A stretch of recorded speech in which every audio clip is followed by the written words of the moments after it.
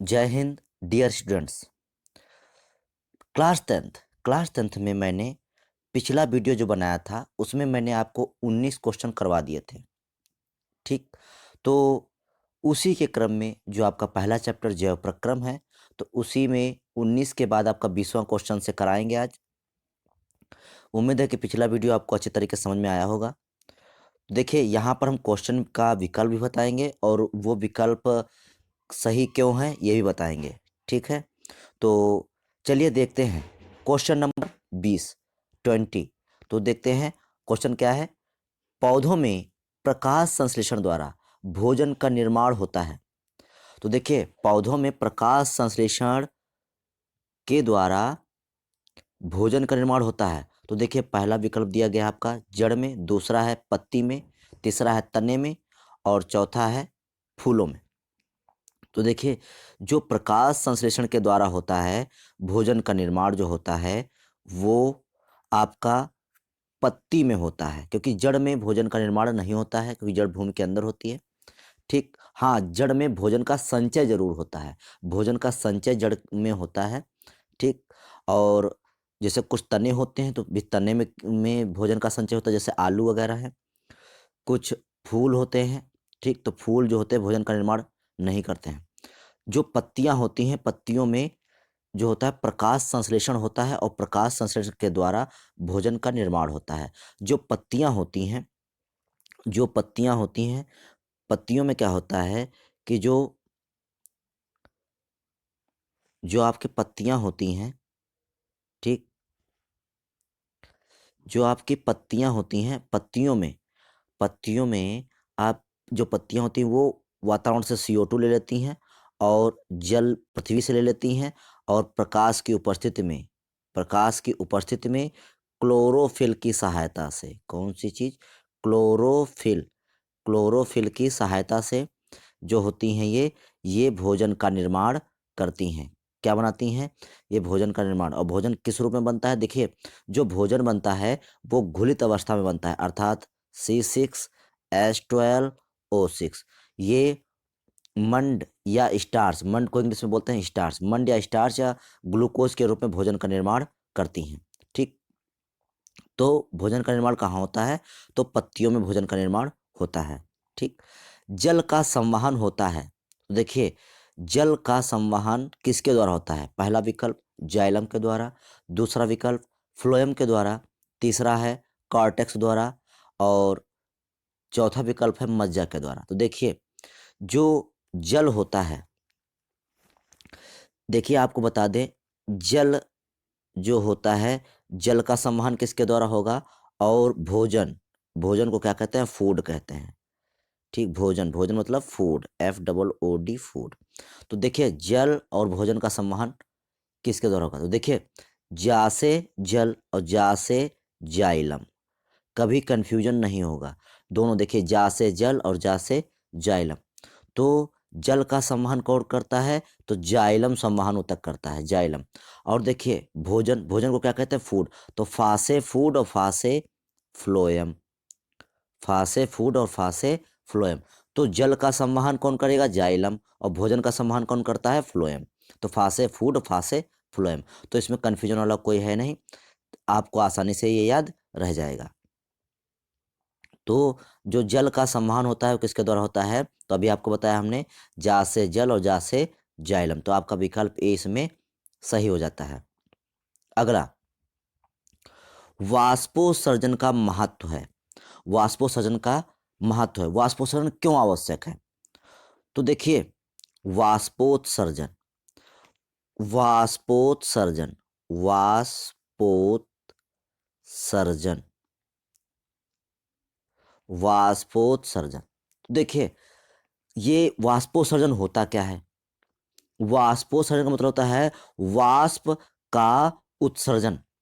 मतलब जो पौधे के वायवीय भाग होते हैं, पौधे के वायवीय भाग, मैंने आपको पूरा का पूरा वाष्पोत्सर्जन पूरा पढ़ाया है कि वाष्पोत्सर्जन क्या होता है, वाष्पोत्सर्जन किन किन भागों से होता है और वाष्पोत्सर्जन कितने प्रकार का होता है। ये सब मैंने पूरा आपका वीडियो में पढ़ाया है। आप कक्षा 10 के वीडियो में जाकर वहां से आप आसानी से इसको देख सकते हैं। तो देखिए वाष्पोत्सर्जन, हमने बताया वाष्प का उत्सर्जन, और वाष्प का उत्सर्जन कहाँ से होता है? तो जो पौधे होते हैं, पौधों के वायवीय भागों से, वायवीय भाग, पौधों के वायवीय भाग, जो पौधों के वायवीय भाग होते हैं, वायवीय भागों से वाष्प का जो जल होता है, जल का वाष्प के रूप में उत्सर्जन होता है, इसको बोलते हैं पौधों में वाष्पोत्सर्जन। तो ये वायवीय भाग क्या होते हैं? जैसे पौधों के जो जो भाग वायु में होते हैं, जैसे आपका तना, तना जो होता है वो वायु में होता है, पत्तियां, पत्तियां वायु में होती हैं, फूल, फल, जितने भी चीजें होती, जितने भी पौधे के वायु में होंगे भाग, वो सब कुछ ना कुछ मात्रा में जल का उत्सर्जन वाष्प के रूप में अवश्य करेंगे, इसको बोलते हैं वाष्पोत्सर्जन। ठीक, तो वाष्पोत्सर्जन, वैसे तो जो वाष्पोत्सर्जन होता है वो मुख्यतः पत्तियों के द्वारा होता है। किसके में? पत्तियां, जो लीव्स होती हैं, तो पत्तियों के द्वारा जो होता है, मुख्यतः मेनली वाष्पोत्सर्जन पत्तियों के द्वारा होता है। लेकिन अगर कोई कह दे कि केवल पत्तियों के द्वारा ही होता है, तो पत्तियों के द्वारा नहीं, बल्कि जो पौधे के वायवीय भाग होते हैं उनसे जो होता है वाष्पोत्सर्जन होता है। तो देखिए वाष्पोत्सर्जन का महत्व क्या है, आपका सबसे बहुत ही हमने आपका वो जो है वाष्पोत्सर्जन के महत्व बताए हैं उसमें। देखिए वाष्पोत्सर्जन क्या है? तो जो वाष्पोत्सर्जन है वो एक आवश्यक दुर्गुण है, आवश्यक दुर्गुण, आवश्यक दुर्गुण। अब ये आप सोचेंगे कि क्या कोई दुर्गुण भी जो होगा वो आवश्यक होता है? तो ये वाष्पोत्सर्जन आवश्यक दुर्गुण है, क्यों है? क्योंकि देखिए जो वाष्पोत्सर्जन होगा, वाष्पोत्सर्जन, जो वाष्पोत्सर्जन होता है, वाष्पोत्सर्जन में जो पौधों का पानी होता है वो भाप बनकर उड़ जाता है वाष्पोत्सर्जन में। ठीक, लेकिन ये आवश्यक इसलिए है, वाष्पोत्सर्जन आवश्यक इसलिए होता है क्योंकि जो वाष्पोत्सर्जन अगर नहीं होगा, वाष्पोत्सर्जन नहीं होगा, तो वाष्पोत्सर्जन ना होने की वजह से, वाष्पोत्सर्जन ना होने की वजह से जो पत्तियां होंगी, पत्तियों में जो कोशिकाएं होती हैं, तो जब पत्तियों की कोशिकाओं से जब पानी भाप बनकर उड़ता है, तो इसमें क्या होता है, जो पानी होता है वो पानी के जो अणु होते हैं वो ससंजक बल के द्वारा, कौन सा बल? ससंजक बल, ससंजक बल होता है, ससंजक बल होता है जिसके कारण पानी के अणु आपस में जुड़े रहते हैं। तो जब वाष्पोत्सर्जन नहीं होगा, तो जब ये वाला, जैसे मान लेते हैं ये पहला अणु है, ये यहाँ पर ये पहले अणु हैं, तो ये पहले अणु अगर पानी के द्वारा, जो पानी भाप बनकर नहीं उड़ेंगे, मान लीजिए इसे उड़ गया, तो यहाँ से जो नया पानी का बूंद यहाँ पर आ जाएंगे, तो इससे क्या होगा कि ये जो पीछे का जो अणु होगा, पीछे का जो पिछला अणु होता है वो ऑटोमेटिक इसके अंदर जाएगा। मतलब पृथ्वी से पानी को एब्जॉर्ब करने के लिए वाष्पोत्सर्जन होना आवश्यक होता है। इसीलिए कहा पानी जो होता है, वाष्पोत्सर्जन जो होता है, वो वाष्पोत्सर्जन पौधों के लिए एक आवश्यक दुर्गुण है। वो आवश्यक है क्योंकि ये भैया अगर वाष्पोत्सर्जन नहीं होगा, तो वाष्पोत्सर्जन ना होने की वजह से जो होगा, पृथ्वी से पानी पत्तियों तक पहुंच नहीं पाएगा, और जब पृथ्वी से पानी पत्तियों तक पहुंच नहीं पाएगा तो प्रकाशन क्रिया नहीं होगी, क्योंकि प्रकाशन क्रिया के लिए जल की आवश्यकता होती है। तो इसलिए आवश्यक है वाष्पोत्सर्जन, और आवश्यक है। ठीक, और दूसरी बात यह है कि ये दुर्गुण है, क्योंकि इसमें पानी की हानि होती है पौधों में, इसीलिए दुर्गुण है। तो इसलिए वाष्पोत्सर्जन एक आवश्यक दुर्गुण हो गया। अब वाष्पोत्सर्जन का क्या महत्व है? तो पौधों के वायु विभागों तक जल पहुंचाना। ठीक, पौधों के वायवीय भागों तक जल पहुंचाना। नंबर 2, अतिरिक्त जल को त्यागने व ताप के नियमन में। तीसरा हो गया गैसों के आदान प्रदान में।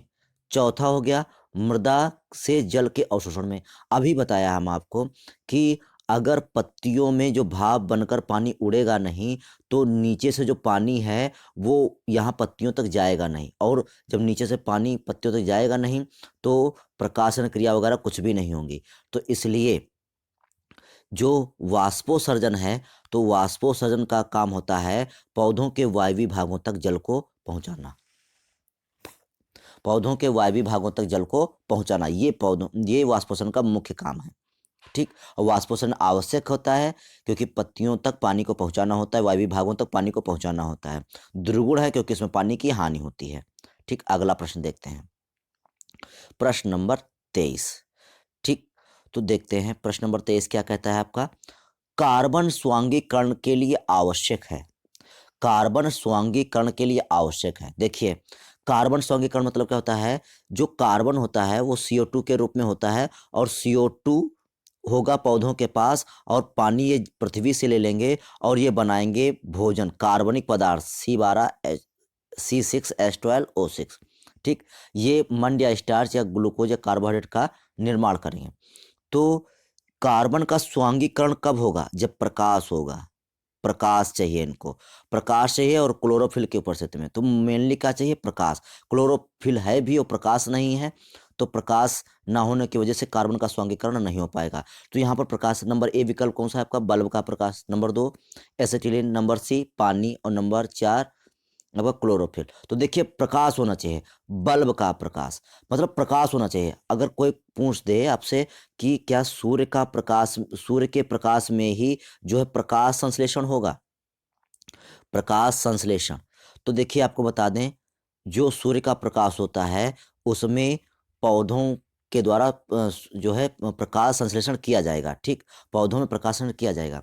लेकिन अगर मान लीजिए कुछ पौधे कमरे में रखे हुए हैं, तो वो कुछ मात्रा में जो होता है बल्ब के प्रकाश में भी प्रकाश संश्लेषण कर लेंगे, मतलब उनको प्रकाश चाहिए। प्रकाश के द्वारा कार्बन का स्वांगीकरण होगा, और फिर वो प्रकाश किसी का भी हो सकता है। तो यहाँ पर आपका बल्ब जो है, बल्ब का प्रकाश सही हो जाएगा। आपको बता दें, जो प्रकाश संश्लेषण होता है, जो आपका प्रकाश संश्लेषण होता है, वो कौन से प्रकाश में सबसे ज़्यादा होता है। तो देखिए, ये अगर क्वेश्चन कभी भी पूछ दिया जाए आपका, तो जो लाल प्रकाश होता है, लाल प्रकाश में सबसे अधिक होगा, लाल प्रकाश में सबसे अधिक प्रकाश संश्लेषण होगा।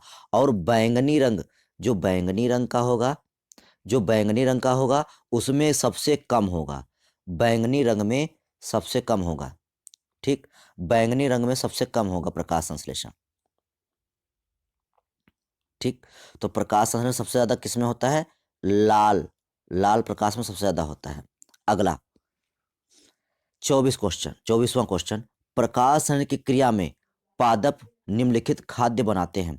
प्रकाश संश्लेषण की क्रिया में कौन सा भोजन बनाते हैं, वो कौन सी चीज बनाते हैं वो, तो प्रकाश के द्वारा भोजन बनाते हैं। तो भोजन किस रूप में होता है, तो देखिए, पहला विकल्प दिया गया प्रोटीन, नंबर दूसरा दिया गया वसा, नंबर तीसरा दिया गया है मंड, और नंबर चौथा दिया गया है क्लोरोफिल।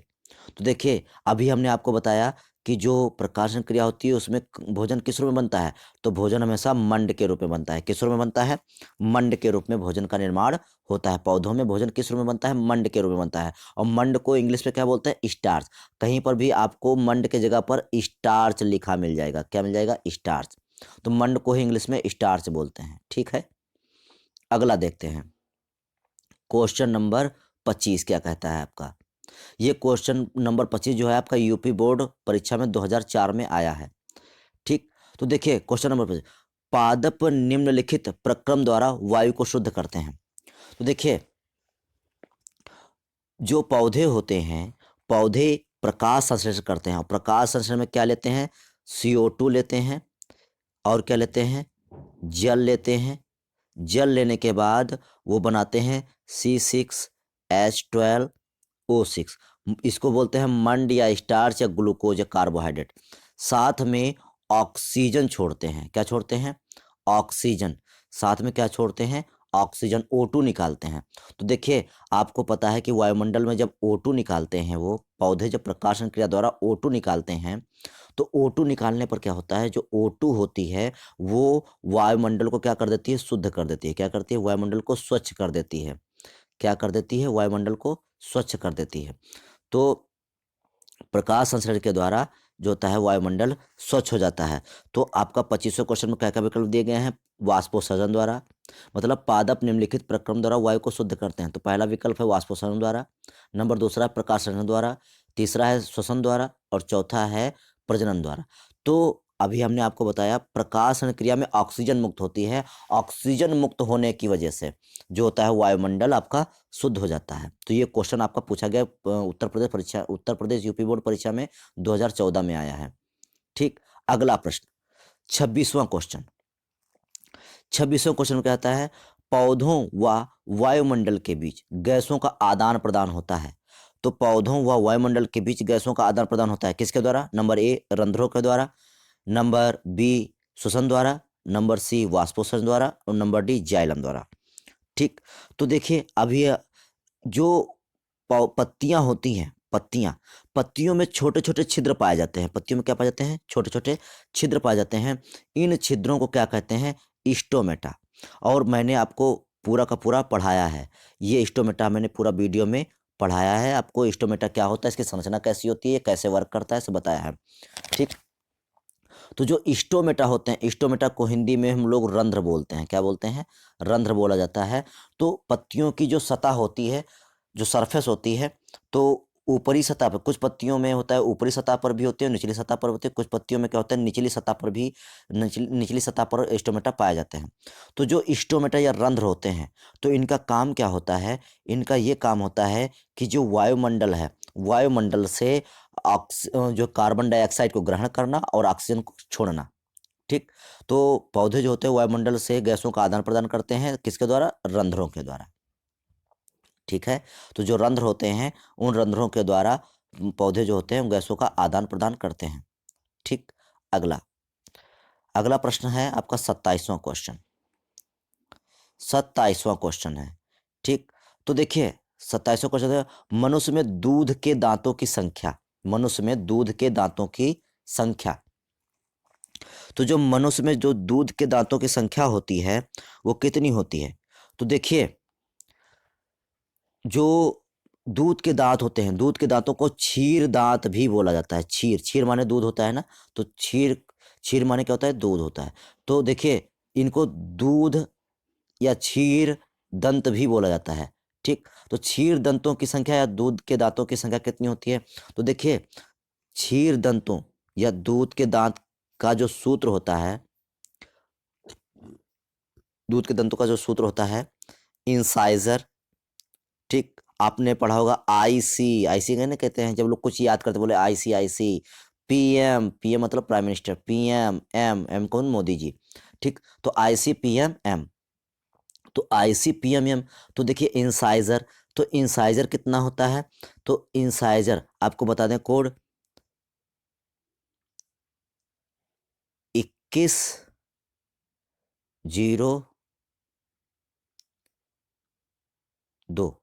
2102। देखिए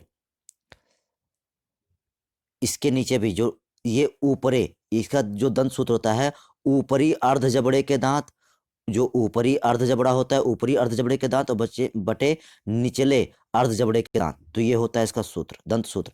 तो ऊपरी अर्ध जबड़े में 2, फिर निचले अर्ध जबड़े में 2। ठीक, फिर ये एक साइड के होते हैं, अभी इसको 2 से गुणा कराएंगे।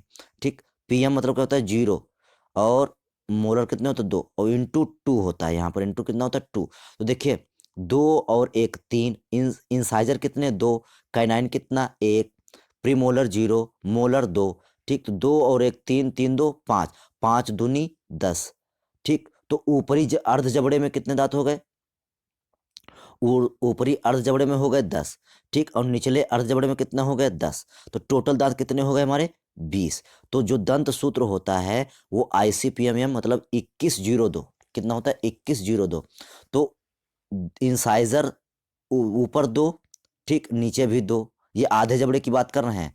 इंसाइजर आधे जबड़े में 2 ऊपर के, और नीचे के आधे जबड़े में 2। कैनाइन भी ऊपर के जबड़े में 1 और नीचे के जबड़े में कितना? 1। ठीक, नीचे के जबड़े में कितना? 1। तो ऊपर 1 आधे जबड़े में और निचले आधे जबड़े में 1। अभी पूरे जबड़े की बात नहीं की जा रही है। प्रीमोलर 0 0 होते हैं, मोलर भी ऊपर 2 और नीचे 2 आधे जबड़े में। अब देखिए आधा आधा जबड़ा हो गया हमारा, आधे जबड़े को अगर हम 2 से गुणा करा दें तो हमारा पूरा जबड़ा हो जाएगा। तो पूरे जबड़े में कितना हो जाएगा? देखिए 2, 1 3 और 2 5, 5 इधर और 5 नीचे, तो 10 दांत हो गए। मतलब ऊपर के 5 और नीचे के 5, इसको 2 से गुणा करा दिया तो हमारा हो गया पूरा जबड़े का दांत। तो टोटल कितना हो गया? 20 हो गया दांत। कितना हो गया? 20। तो आपको इसमें उत्तर दिया गया है, देखते हैं विकल्प दिया गया है कि नहीं दिया गया है। तो ये आपको दंत सूत्र लिखना होगा। अगर आपसे पूछ दिया जाए दंत सूत्र दूध या क्षीर दंत सूत्र लिखिए, तो इंसाइजर आईसीपीएमएम, इंसाइजर कितना होगा, 2/2 इंसाइजर, काइनाइन 1/1, पीएम मतलब प्रीमोलर कितना हो जाएगा 0/0, और मोलर कितना हो जाएगा 2/2। तो टोटल हो जाएगी 10/10। तो टोटल दंतों की संख्या कितनी हो जाएगी 10। तो आपका विकल्प ए इसमें सही हो जाएगा। तो 27वां विकल्प आपका ए सही है। ठीक, अगला देखते हैं। मनुष्य में ग्रास नली की लंबाई होती है, तो देखिए 5.8 सेंटीमीटर। हो ही नहीं सकता, ग्रास नली इतनी नहीं होती है। ठीक है, तो ग्रास नली की जो लंबाई होती है वो 5.8 सेंटीमीटर नहीं हो सकती।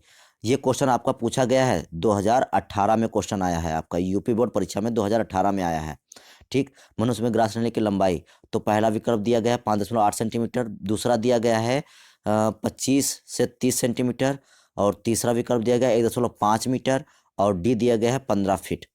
ठीक, तो आपको लगता है कि देखिए इसमें कौन सा विकल्प सही होगा, तो विकल्प ए 5.8 सेंटीमीटर नहीं होती है। तो जो देखिए माउथ होता है, माउथ से लेकर जो जो छोटा भाग होता है वो ग्रसनी कहलाता है, और इसके नीचे का जो भाग होता है जो आमाशय में खुलता है, जो आमाशय में खुलता है उसको बोलते हैं ग्रॉस नली। क्या बोलते हैं, ग्रॉस नली बोलते हैं। ठीक, और ग्रॉस नली की जो लंबाई होती है लगभग 25 से 30 सेंटीमीटर होती है। कितनी होती है, 25 से 30 सेंटीमीटर होती है। ध्यान रखना, ग्रॉस नली की लंबाई 25 से 3 सेंटीमीटर 30 सेंटीमीटर 30 सेंटीमीटर होती है। तो जो आपका विकल्प बी है वो सही हो जाएगा। ठीक, अगला अगला प्रश्न क्या है आपका, 29वां प्रश्न।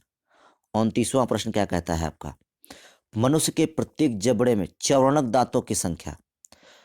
ठीक, तो चौवर्णक दांत क्या होते हैं, इंसाइजर, कृंतक, इंसाइजर काइनाइन, कृंतक रदनक।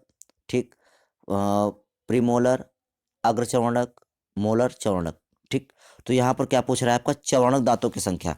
तो देखिए जो आपका नॉर्मल दंत विन्यास होता है स्थाई, जिसको बोलते हैं स्थाई दंत सूत्र, क्या बोलते हैं, स्थाई दंत सूत्र। क्या होता है ये, तो स्थाई जो दंत सूत्र होता है, स्थाई दंत सूत्र, वो होता है आपका आई, सी, पी एम और एम, वही आई सी पी एम एम। तो देखिए स्थाई दंतों का 21, 23 कितना होता है, 21, 23 होता है। ठीक, 21 और 23, 21 और 23। ठीक, तो इंसाइजर कितने होते हैं, 2/2। ठीक, और इंसाइजर काइनाइन कितना होता है, 1/1। प्रीमोलर कितना होता है, 2/2, और मोलर कितना होता है, 3/3। ठीक, तो जो आपका मोलर दांत पूछ रहा है, तो देखिए मोलर दांत कितना होता है आपका, 3/3, और इसको 2 से गुणा करा देते हैं। ठीक, तो 3/3 मतलब कितना होता है, 6। ठीक, तो आपका यहाँ पर कितना दिया गया है, 6 विकल्प। इसमें केवल 6 विकल्प मतलब ये अर्ध जबड़े का, क्योंकि दंत सूत्र पूछ रहा है, तो जो दंत सूत्र पूछता है तो दंत सूत्र में आधे जबड़े का ही पूछ देता है, पूरे का नहीं पूछता है। ठीक, तो यहाँ पर दिया है, अगर हमको पूरा जबड़े का पता करना है तो यहाँ पर हम 2 से गुणा करा देते हैं। ठीक, तो यहाँ पर आपका विकल्प जो दिया गया है 6, 6 विकल्प सही होगा आपका। ठीक, तो यहाँ पर जो आपके 3/3 मोलर होते हैं, 3/3 मतलब कितना होगा, 6 दांत होते हैं आपके। ठीक, अर्ध जबड़े में, केवल अर्ध जबड़े में कितना होता है, 6 दांत होता है। ठीक, 30वां, जो आपका 30वां क्वेश्चन कहता है अमोनिया का यूरिया में परिवर्तन। तो देखिए अमोनिया जो होती है, अमोनिया मतलब NH3, अमोनिया जो होती है वो यूरिया में बदलती है, यूरिया। देखिए अमोनिया जो होती है वो अत्यधिक विषैली होती है, और जो यूरिया होती है वो कम विषैली होती है, मतलब कम हानिकारक होती है हम लोगों के लिए। जो मनुष्य या अन्य स्तनधारी जंतु होते हैं तो अमोनिया ज़्यादा हानिकारक होती है, और यूरिया जो होती है कम हानिकारक होती है। इसलिए हम लोग जो होते हैं अमोनिया को यूरिया में बदलकर शरीर से बाहर उत्सर्जित करते हैं। इसलिए हम लोग जो होते हैं यूरियोटिलिक कहलाते हैं। क्या कहलाते हैं, यूरियोटिलिक, यूरियोटिलिक। ये आपका बहुत बार पूछा गया है कि बताइए जैसे मनुष्य या अन्य जंतु जो होते हैं जो यूरिया का उत्सर्जन करते हैं उनको क्या कहते हैं, तो यूरियोटिलिक कहते हैं, यूरियोटिलिक। तो प्रश्न ये बनता है कि अमोनिया से यूरिया बनाता कौन है हमारे शरीर में, हमारे शरीर में अमोनिया से यूरिया कौन बनाता है, मतलब अमोनिया का यूरिया में परिवर्तन करता कौन है। तो आपका जो विकल्प दिया गया है, ये प्रश्न आपका उत्तर प्रदेश परीक्षा में आया है, उत्तर प्रदेश परीक्षा में 2018 में। विकल्प दिया गया है नंबर ए अग्न्याशय, नंबर बी यकृत, नंबर सी आग्न्याशय, नंबर डी यकृत वो वृक्क किडनी।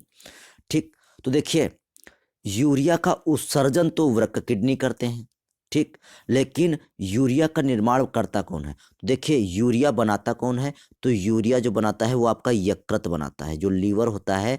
यकृत को क्या बोलते हैं? लीवर। तो जो लीवर होता है, लीवर क्या करता है? अमोनिया को, NH3 को, जो हमारे शरीर में जो CO2 बनती है, क्या बनती है? CO2 बनती है, उससे क्रिया कराकर इसको NH2CO NH2 में बदल देता है, जिसको हम लोग यूरिया कहते हैं। ठीक, तो ये काम कराता है लीवर। लीवर क्या करता है? अमोनिया को CO2 से क्रिया कराकर यूरिया बना देता है। यूरिया का सूत्र क्या होता है? NH2CO NH2 बना देता है। तो और ये प्रोसेस जो अमोनिया से यूरिया जब बनती है, तो इस क्रिया को क्या कहते हैं? ये इंपॉर्टेंट, अगर कोई क्वेश्चन आ जाए कि जब अमोनिया से जब यूरिया बनती है, जब हमारा लीवर यूरिया बनाता है, तो ये बनाता किसके द्वारा है? तो ये प्रक्रिया क्या कहलाती है? तो इसमें एक चक्र चलता है जिसको हम लोग आर्थिनीन चक्र बोलते हैं। आर्थिनीन, आर्थिनीन, आर्थिनीन चक्र होता है।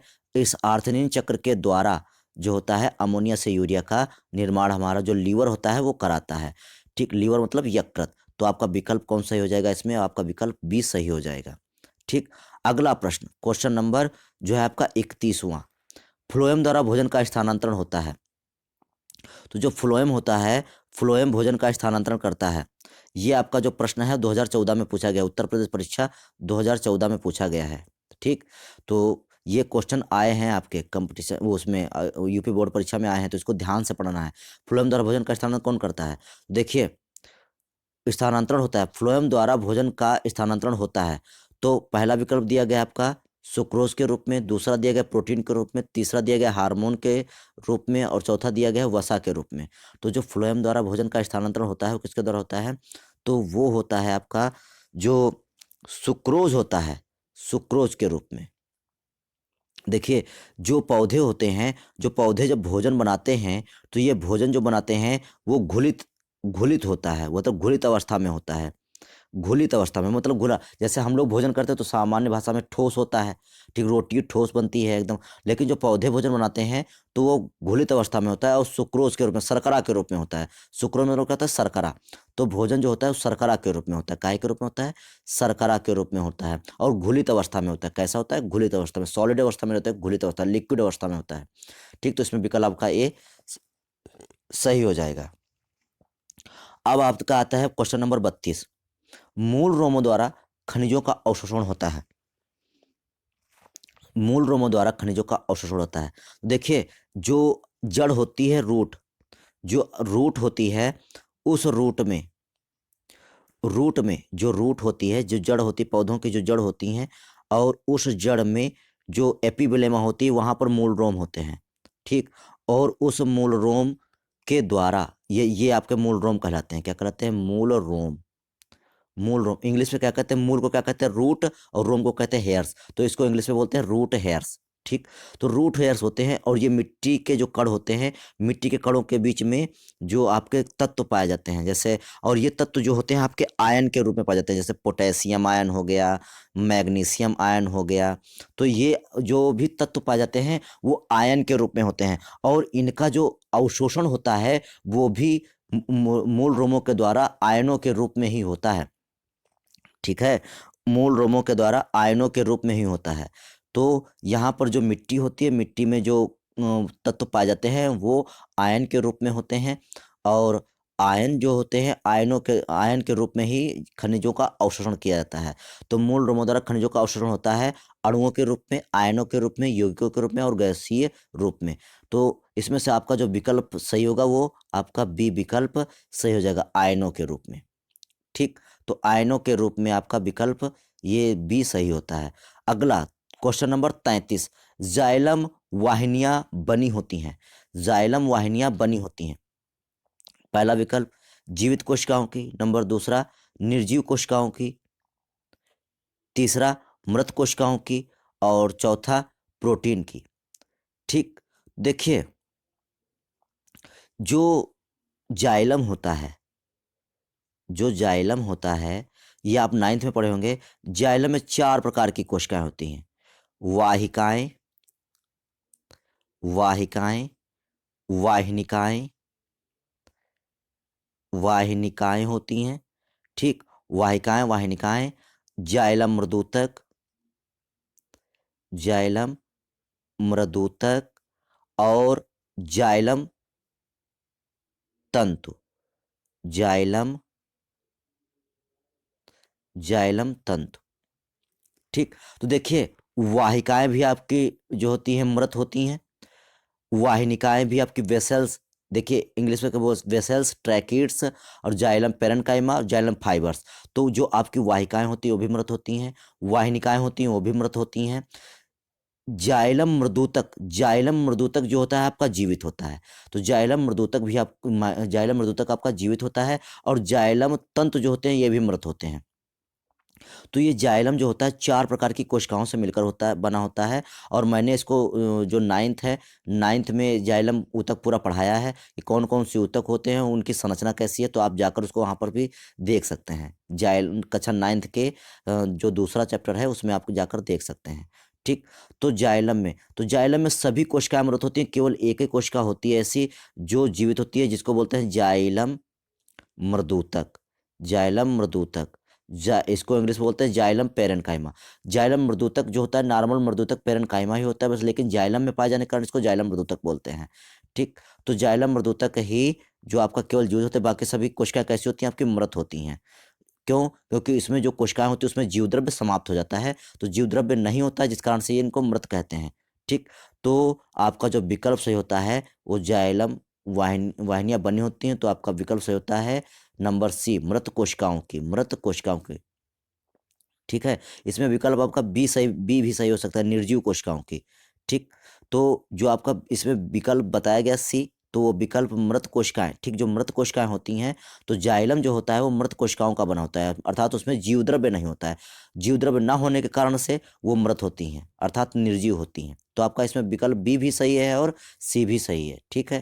क्योंकि निर्जीव मतलब क्या होता है? मृत, ठीक? तो मृत कोशिकाएँ होती हैं, जाइलम की जो जितनी भी कोशिकाएँ होती हैं, केवल एक कोशिका को छोड़कर बाकी सभी कैसी होती हैं? मृत होती हैं। तो ये आपके थे कुछ इम्पोर्टेंट क्वेश्चन।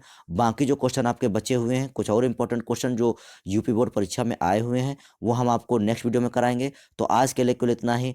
उम्मीद है कि ये क्वेश्चन आपको अच्छे तरीके से समझ में आए होंगे। अगर आपको फिर भी लगता है कि कोई क्वेश्चन में दिक्कत आ रही है, तो आप कमेंट करके पूछ सकते हैं। तो आज के लिए केवल इतना ही, बाकी नेक्स्ट वीडियो में, तब तक के लिए जय हिंद।